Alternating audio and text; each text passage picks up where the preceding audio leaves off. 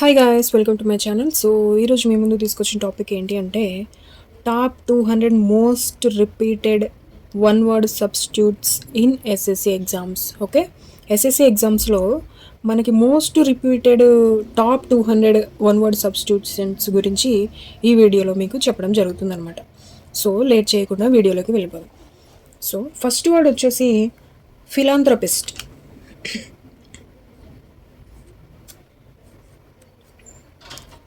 PHILANTHROPIST.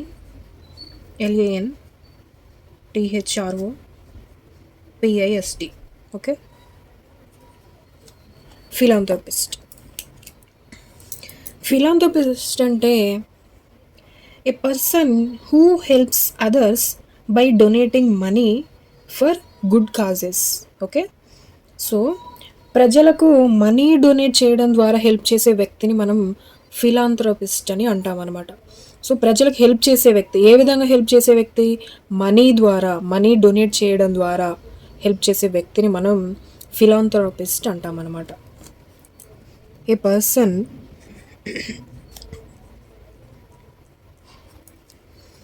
Who helps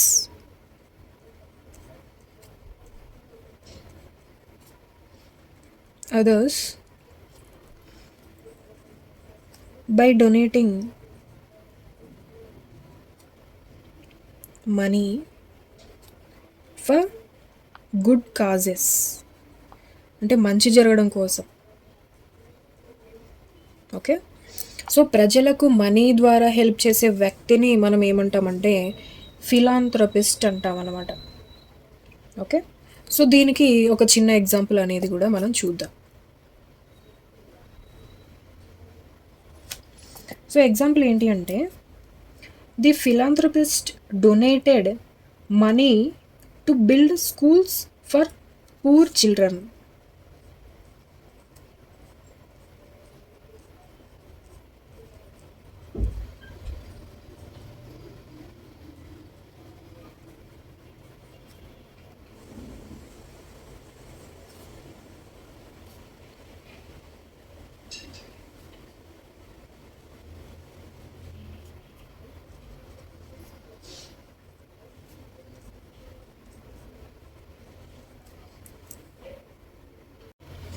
so దీని meaning ఏంటి అంటే the philanthropist donated money to build schools for poor people. Okay, philanthropist అంటే దాత, మనీని డొనేట్ చేశారు.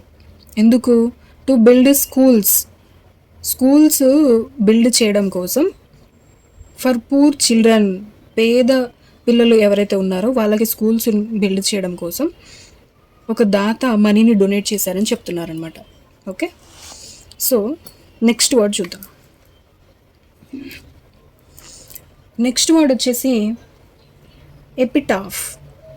EPITAPH. ఓకే, ఎపిటాఫ్ అంటే దీనికి మీనింగ్ ఏంటి అంటే what's written on a tomb stone in memory of a dead person. Okay, అంటే టోంబ్ స్టోన్ అంటే సమాధి రాళ్ళు ఏవైతే ఉంటాయి కదా, సో ఆ సమాధి రాళ్ళ మీద మనం కొన్ని వర్డ్స్ అనేవి రాస్తుంటాం కదా, ఆ చనిపోయిన వ్యక్తి యొక్క స్మారకంగా గుర్తుగా మనం కొన్ని వర్డ్స్ అనేవి రాస్తుంటాం కదా, సో దానిని మనం ఎపిటాఫ్ అని అంటాం అనమాట. So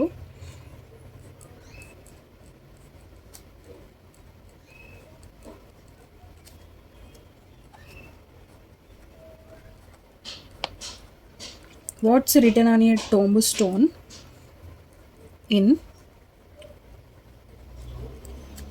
memory of a dead person. Okay, so సమాధి రాళ్ళ మీద మనం ఏవైతే అక్షరాలు రాస్తామో ఒక చనిపోయిన వ్యక్తి గుర్తుగా, దానిని మనం ఎపిటాఫ్ అని అంటాం అన్నమాట. సో దీనికి ఎగ్జాంపుల్ చూద్దాం. Okay, the epitaph on the grave honored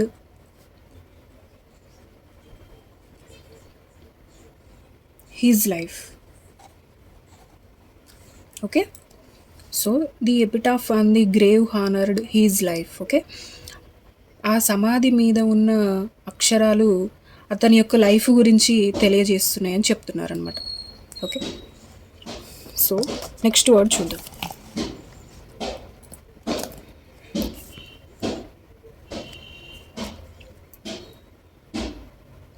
next word వచ్చేసి అబ్జోలెట్. ABSOLETE, obsolete. సో దీనికి మీనింగ్ ఏంటి అంటే no longer in use,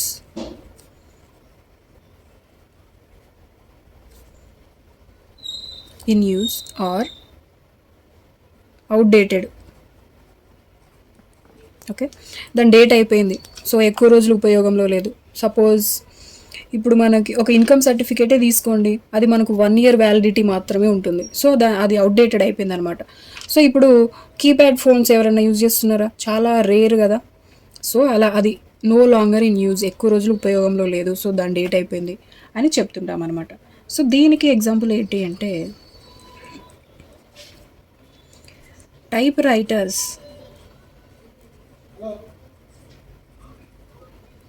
have become obsolete because of computers. Okay, typewriters have become obsolete because of computers. అంటే దీనికి meaning ఏంటి అంటే ఈ type writers అనే వాళ్ళు ఉన్నారు కదా, సో టైప్ చేస్తుంటారు, వాళ్ళు బికమ్ అబ్జోలెట్ అంటే ఫ్యూచర్లో మనకి పాతబడిపోతారు, యూస్ఫుల్గా ఉండరు. ఎందుకు అంటే బికాజ్ ఆఫ్ కంప్యూటర్స్. ఇప్పుడు మనకు కంప్యూటర్స్ వచ్చే, టెక్నాలజీ పెరిగింది, కీబోర్డ్ వచ్చింది, సో ఆ విధంగా టైప్ రైటర్స్ అనేవాళ్ళు ఫ్యూచర్లో ఉండరు అని చెప్తున్నారనమాట. సో నెక్స్ట్ వర్డ్ చూద్దాం. ఇల్లెజిబుల్. ILLEGIBLE. ఇల్లెజిబుల్ అంటే not clear enough to read.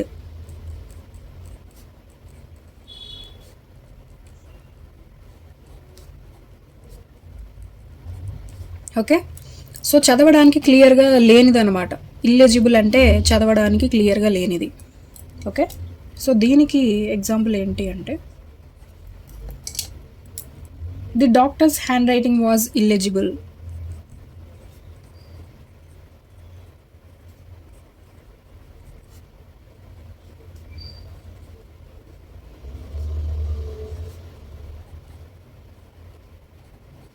Okay, the doctor's handwriting was illegible. So doctor's writing అనేది మనకు అర్థమవుతుందా? కాదు కదా. సో చదవడానికి స్పష్టంగా లేనిది అనమాట. సో ఇల్లెజిబుల్ అంటే చదవడానికి స్పష్టంగా లేనిది, not clear enough to read అనమాట. ఓకే, సో నెక్స్ట్ వర్డ్ చూద్దాం. Inevitable. INEVITABLE.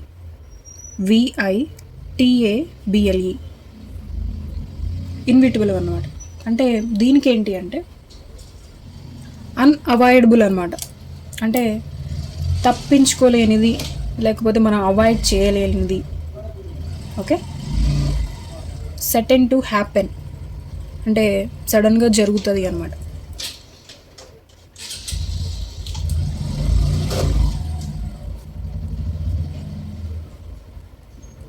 Certain to happen or unavoidable. Okay, so దీనికి ఒక ఎగ్జాంపుల్ చూస్తే మీకు అర్థమవుతుంది. Death is inevitable for all living beings. Okay,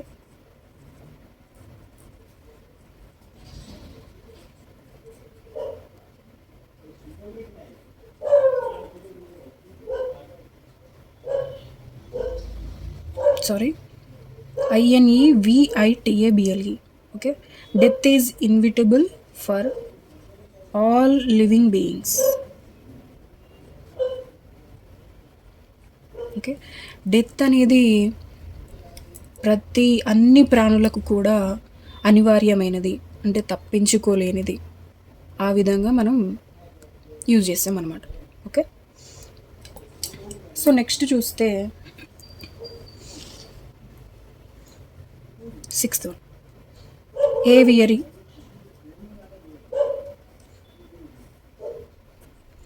aviary అంటే a large cage or enclosure for keeping birds.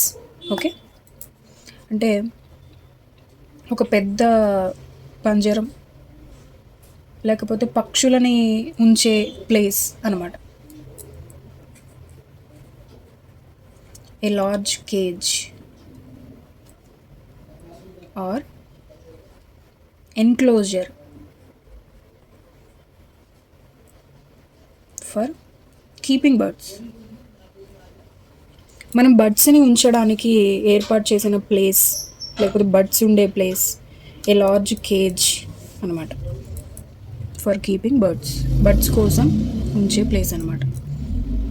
So దీనికి example చూస్తే the zoo has a beautiful aviary with many birds. Okay, the zoo has a beautiful aviary with many birds.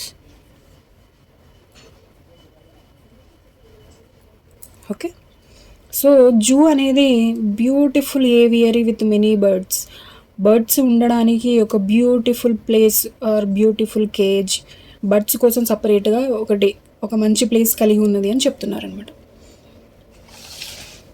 So next seventh one చూస్తే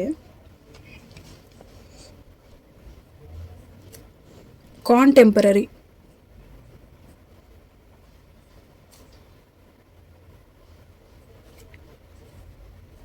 okay, so దీనికి meaning ఏంటి అంటే, so contemporary అంటే a person living in the same age with another అనమాట.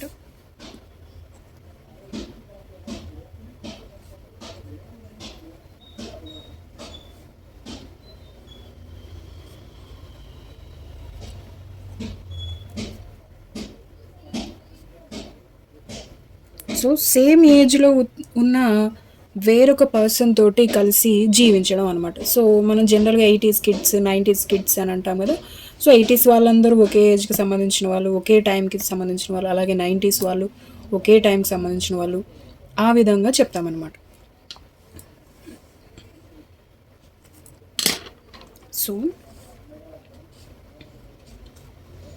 So next word వచ్చేసి stoic. STOIC. Stoic అంటే a person who can endure pain without complaining, అంటే బాధలను బయట పెట్టకుండా భరించే వ్యక్తి అనమాట. సో కొంతమంది ఎలా ఉంటారంటే వాళ్ళకి ఎలాంటి బాధ అనిపించినా కూడా నార్మల్గా ఉంటారు, వాళ్ళు బయటికి ఏం చెప్పుకోలేరు. సో ఎందుకంటే చెప్పుకోవడం వల్ల ఏం యూజ్ ఉండదు కదా అన్నట్టు ఫీల్ అవుతూ ఉంటారనమాట. సో ఎలాంటి బాధను కూడా వాళ్ళు బయటకి వ్యక్తపరచకుండా వాళ్ళలో వాళ్ళే బాధపడే వాళ్ళని స్టాయిక్ పర్సన్స్ అంటారనమాట. ఓకే, ఈ పర్సన్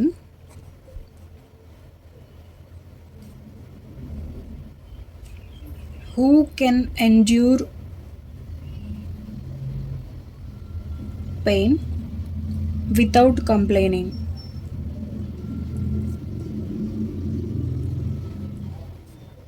ఓకే, సో వాళ్ళు ఎంత పెయిన్ ఉన్నా కూడా భరిస్తారు కానీ బయటికి అయితే చెప్పుకోరు అనమాట. సో దీనికి ఎగ్జాంపుల్ చూస్తే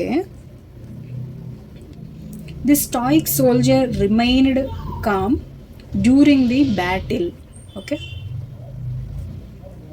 the stoic soldier remained calm during the battle. So యుద్ధం జరుగుతున్నప్పుడు స్టాయిక్ సోల్జర్ ఎవరైతే ఉన్నారో అంటే తనకి ఎంత బాధ కలిగినా కూడా, ఎంత నొప్పి కలిగినా కూడా తను బయటికి చెప్పుకోకుండా సైలెంట్గా ఉండిపోయారన్నమాట. Okay, so next 9th word చూసుకుంటే ఎథీస్ట్. ATHEIST. ఎథీస్ట్ అంటే నాస్తికులు అన్నమాట, అంటే దేవుడి మీద నమ్మకం లేని వాళ్ళు. Okay, A person who does not believe in God. A person who does not believe in God. Okay, so దేవుని మీద నమ్మకం లేని వాళ్ళు, దేవుని నమ్మని వాళ్ళు అనమాట. ఓకే, దీనికి ఎగ్జాంపుల్ చూస్తే the atheist questioned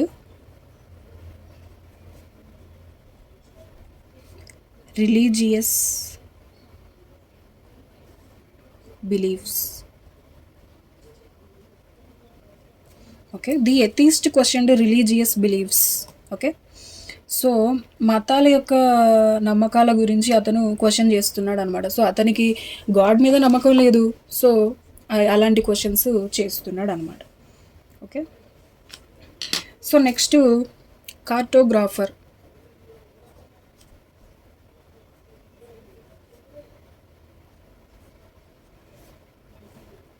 so cartographer అంటే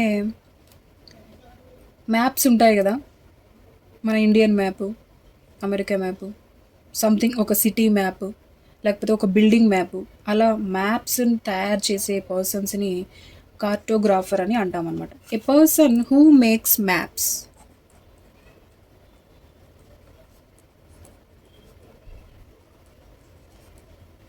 ఓకే, సో మ్యాప్స్ తయారు చేసే వ్యక్తుల్ని మనం కార్టోగ్రాఫర్ అని అంటాం. A person who makes maps అనమాట.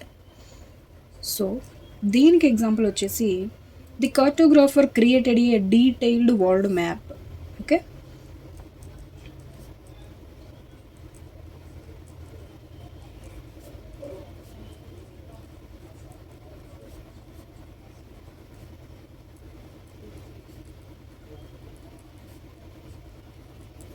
సో కార్టోగ్రాఫరు వరల్డ్ మ్యాప్ని డీటెయిల్డ్గా క్రియేట్ చేయడం జరిగింది. ఓకే, సో గాయస్, ఇది ఈరోజు వీడియో అనమాట. 10 important and most repeated one word substitutes in SSC exam. Okay, so ఈ వీడియో కాక మీకు నచ్చినట్లయితే చిన్న ఎంకరేజ్మెంట్ కోసం మన వీడియోని లైక్ చేయండి, అండ్ మీలాగే ప్రిపేర్ అయ్యే మీ ఫ్రెండ్స్కి ఈ వీడియోని షేర్ చేయండి. సో ఈ వీడియోస్ ఇలాగే కంటిన్యూ చేయాలనుకుంటే నాకు ఒకసారి కామెంట్ సెక్షన్లో కామెంట్ చేయండి కంటిన్యూ అని చెప్పేసి. సో నెక్స్ట్ వీడియోతో మళ్ళీ మీ ముందుకు వస్తాను. Until then this is Renu signing off. Thank you.